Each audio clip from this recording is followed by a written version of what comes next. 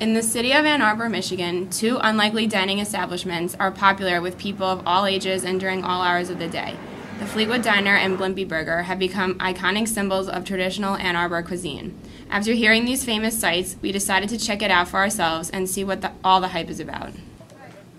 Craving a good old-fashioned American diner experience? In downtown Ann Arbor, in the midst of upscale restaurants like Grazie and the Chop House, lies an old diner in a trailer with lots of charm. Welcome to the Fleetwood Diner. The Fleetwood has been a mainstay fixture for nearly 60 years, soon to be celebrating this milestone birthday in March of 2009. I'm now here with Randy, a cook at the Fleetwood. Randy, what is the most popular item on the menu? I would have to say the hippie hash. Okay, and what exactly is the hippie hash? Hippie hash is hash browns and green peppers, onions, tomatoes, mushrooms, and feta cheese. Are you going to be cooking some hippie hash right now? He's making hippie hash right as we speak. And who is this? This is Rob. He's a midnight cook.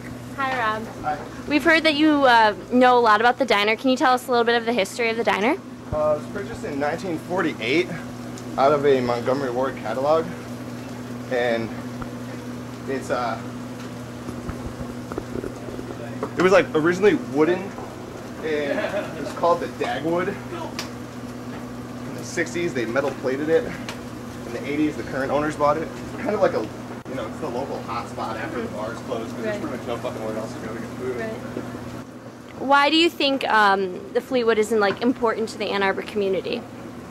Well, I mean, it's one of the staple oldest establishments in the community. Like, there's only a few that are as old as this one. Like, you got the 8 Ball down there, you got Old Town over there, Sam's. But I mean, like, people have been coming here to get better from their drunken exploits for years. And I don't know, it's like, I feel like if they didn't have this place to go to, they'd go be out causing chaos everywhere else. Right. Instead of soaking it all up here and staggering home. A specific story or anything that's actually really famous, drunken escapade or anything that stands out in your mind? Okay, one time we had a guy outside who was eating all the food out of the bus tub out there, and the waitress goes out and she's like, "What are you doing? Why are you eating all this food?"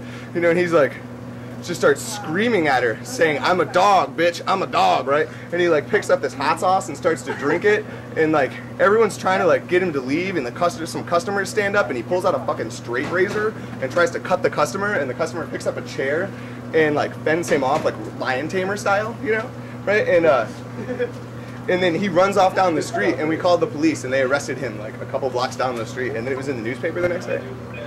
I'm here with Bear, another cook from the Fleetwood. Bear, how long have you been working here? Nearly 3 years. Okay. And in that time, you've obviously learned a lot about the history. Can you tell us a little bit about that? Well, next year we're going to be celebrating the 60th anniversary of the building being here. It's had its renovations, but it's kind of interesting because each new generation that comes and hangs out kind of leaves its mark. The inside is being held together mostly by the stickers and band flyers and such. I think I heard that 10 years ago we reupholstered the stools, the counter, redid the tile, and I think that the aluminum siding is new. Besides that, I mean, this place, I have no idea what's underneath there, bits of gum that are 50 years old that are holding this place up. Yeah. So when you're working here, what do you do to pass the time? I mean, obviously I know during bar rush it's really busy, but on nights when it's a little more relaxed, what do you do? Well, yeah, I do work the night shifts, and they go from 11 p.m. till 7 a.m. And at about 2 o'clock, we get pretty nuts when the bars let out. In the summer, we get a secondary bar rush, maybe around 4 o'clock, where the bar workers actually get out and come in. And that's nice because we're all kind of comrades here in dealing with the drunks. The rest of the time, I can pass the time by inhaling other people's smoke. So I don't smoke myself, so you don't need to. I get enough secondary nicotine.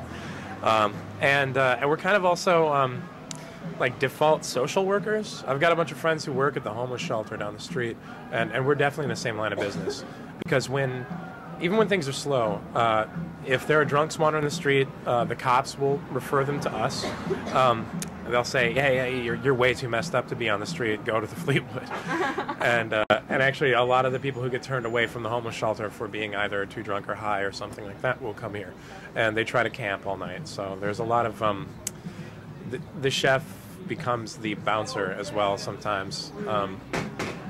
Most of the time, it's really calm. It's quiet. We have kind of an undeserved reputation for being tough or something, but really it's not. I mean, I've been here for 3 years, and I've never been in a true fight, but I did have an 80-year-old man try to strangle me the other day.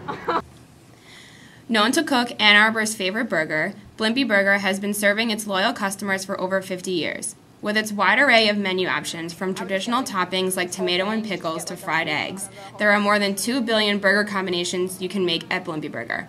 And don't think you can't get your daily serving of vegetables at Blimpie, as long as you don't mind them fried.